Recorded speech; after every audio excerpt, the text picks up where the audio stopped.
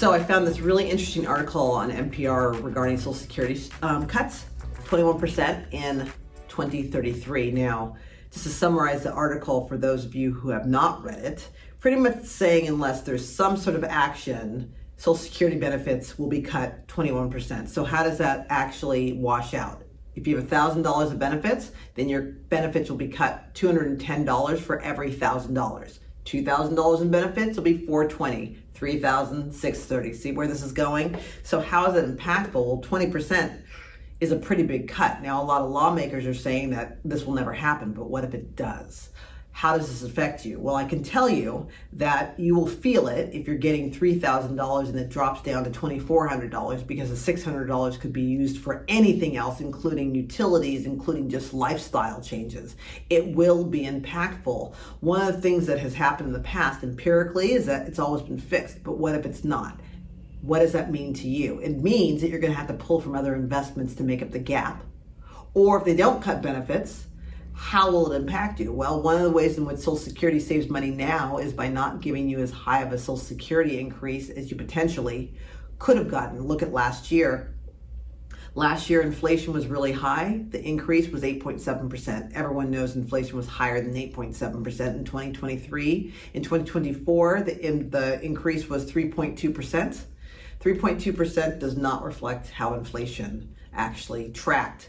So what this means is the longer you take Social Security, the less buying power you have. So essentially you are getting a cut, but you're just not getting a cut in the traditional way. So let's unpack that a little bit. So what happens if you're getting $2,000 with Social Security and they don't have the cuts, but instead of giving you the cost of living increases that actually track inflation, they give you a little bit less.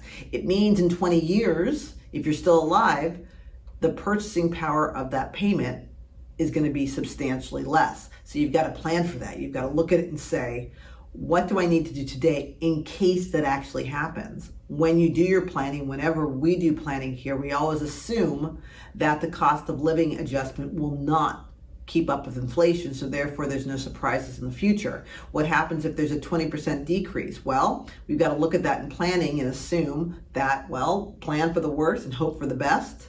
So we plan for a cut, and if it doesn't happen, then the rest is gravy. I do not know what's going to happen with Social Security. I'm assuming that they'll fix it, but we can't assume when it comes to retirement planning. You have to look at the facts and say, okay, what happens if that actually happens?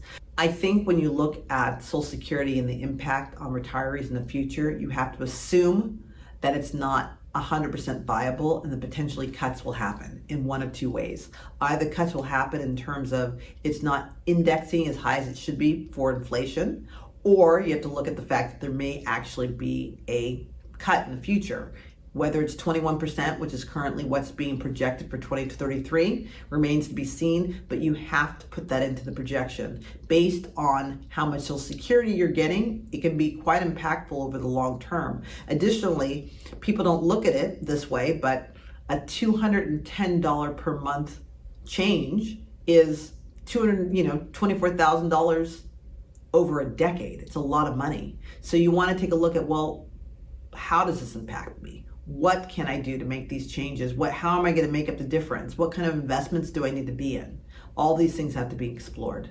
As a fiduciary, I've helped many people over the years reach their financial future by structuring their retirement in a way that works for them. If you're in the Southern California area, which includes Los Angeles and Orange County, if you're over 55 years old, have worked for the government for more than 20 years, I invite you to call the number on the screen or to click on the link. I would love the opportunity to do the same for you.